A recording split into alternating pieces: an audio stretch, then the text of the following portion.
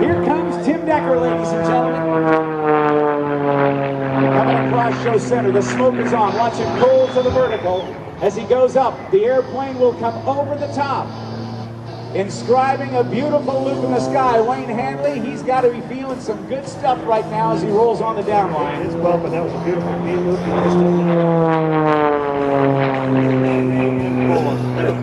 Stopping that aircraft every 90 degrees. Now watch what he's going to do next. He's going to stop this thing and just kind of hang it there. Ladies and gentlemen, he's turning that airplane, rolling that airplane with the ailerons until now. The ailerons are no longer effective. Torque is bringing the airplane around, and we'll see how far he... Oh, that's beautiful. When you get the... Oh, perfect. He got 4 turns backwards. Rob, that... I wish I could do that every time. The engine turns one way, forces the airplane to go the other, and that's what the torque does for you. Right now, he's going to set up to do what they call a center. It's like Garfield in the washer looking out the window going around. He's going to hit right rudder, right forward stick now. About 2.5 negative G's as he goes around. Fun maneuver. Now, here's a maneuver that was invented by accident back in 1936 by Len Povey. Too low at the top of a loop, and rather than making a smoking hole in the ground, he rolled out after 5/8 of a loop and did just what Tim Decker's doing. That's 1/2 of a horizontal 8 in the sky. Now he's going to pull up and do just a loop with a snap roll on the top, and Kevin's going to give us 2 snaps. 1, 2, keeping the roundness of the loop very nicely. Also, notice he placed his vertically at the top. Shark's tooth is, ladies and gentlemen. Watch how he bends the airplane around right at the top and really comes straight back down on the 45. It's the 45. Then he's going to do a maneuver that I taught him a few years ago. The airplane will go up and it will roll, it will tumble, and he should come out precisely on head. And there's a roll to the right. Now, there's the tumble. Perfect, perfect. I wish I had my mother-in-law up there. And that's flying it on the back side of the power curve. That airplane now is flying below normal stall speed as he's taking advantage of thrust vector. Now, how many horsepower does he have in that airplane, Wayne? I don't know exactly, but somewhere a little over 300 horsepower. That's a lot, and the airplane probably, with him in it, and the fuel probably only weighs 1,200 pounds.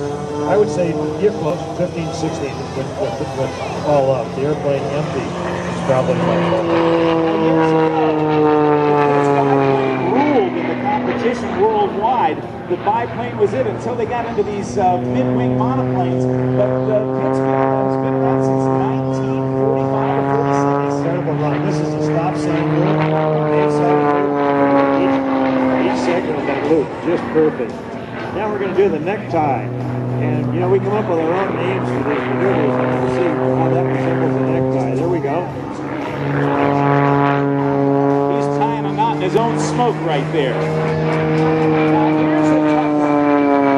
He pulls the airplane inverted, and to go up to do this 1/2 of a Cuban 8, he pushes on the stick, and all the blood rushes to his head.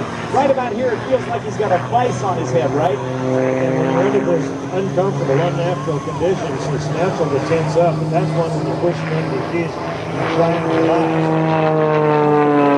The positive G's, you have to be very careful. The negative G's decrease your positive G tolerance, so he really had to clamp down and growl like a bear, tighten up his abdomen and neck muscles. Keep the blood coming out.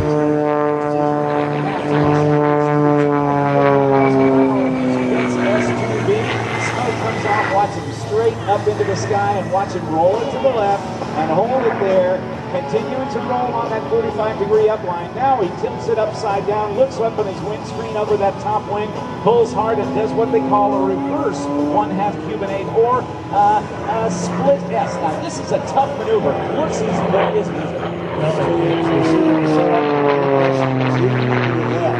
This is the barrel roll. This is though he was scribing an arc around the inside of a barrel, and we're very careful not to have any energy from the airplane directed towards the crowd. So that's why he took that to the left and away from us. Trying to start and stop at the same altitude and airspeed. Now watch, ladies and gentlemen, Tim's going to run it out of airspeed. at about 0 airspeed is going to push hard on the left rudder pedal, turn it on a dime, give you 9 cents change. That, of course, is called the hammerhead skull turn. Doing a 3/4 roll down, and he's going to check for gophers. That's the best way to look for gophers, just fly it upside down. And with a negative G push out. Now, this is, next maneuver is called a Lumshabach. This is pretty strange, isn't it? Well, everybody with the pit special and the Lumshabach, they usually come out a little different, so it's always fun to watch. Now watch the ratchet roll on this one.